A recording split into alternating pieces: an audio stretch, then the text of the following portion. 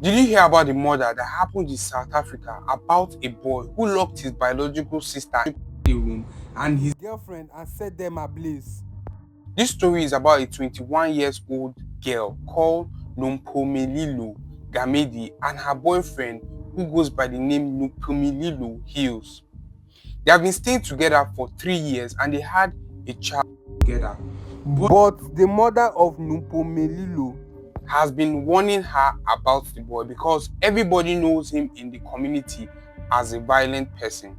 Hills was very violent to the extent that he told his mother that he wants to go see a specialist or somebody that can help him to cope and to tame his anger.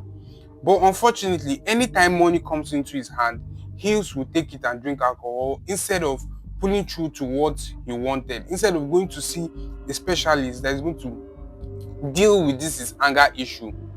Constantly, they have been having a fight. Him and Nupomelilo have been quarreling and have been fighting. The auntie of Nupomelilo has observed that whenever they are fighting, whenever they are quarreling, they break things. He goes to the extent of throwing plates. You hear sounds of a lot of things just scattering around whenever they are actually quarreling.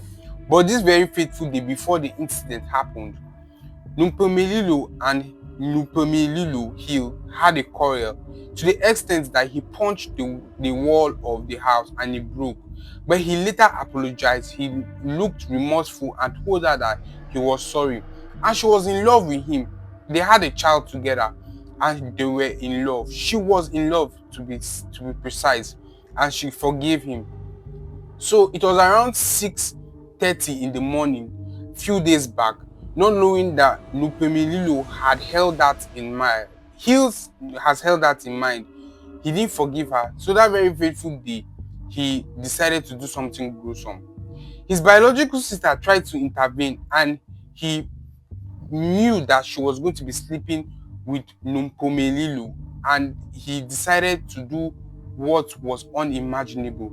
He carried petrol and poured it around the house and set it ablaze, locking the whole doors, locking everywhere, and sitting outside the house.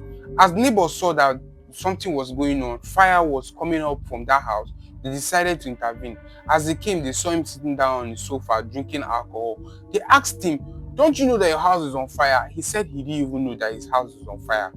And they were hearing a lot of screams coming out from the room. His biological sister was screaming, and Nupomelilo was also screaming out of the room. They asked him, "Where is the key to the house? Where is the key to the house? We need to get into the house so that we can bring these people outside." But Hills told them that he doesn't know where the keys to the house is, and everybody was very furious. They started trying to open the door. They broke into the first burglary of the door. They tried to open the door, but the door was still locked. They had to force themselves and they broke into the other room of the door. They brought them out and rushed them to the hospital. As they rushed them to the hospital, immediately they involved the police and arrested Numpomelilo. As they arrested biological sister, told the police before she passed on that it was her brother that did that. It was her brother that locked them and touched the house. So police decided to arrest him. As they arrested him, the sister gave up her ghost in the hospital. It was very, very unfortunate for her. Then Numpomelilo was still battling with her life. Before she died, she told her mom to forgive her because she would have listened to her when the mom was warning her about this her boyfriend, but she didn't listen to her.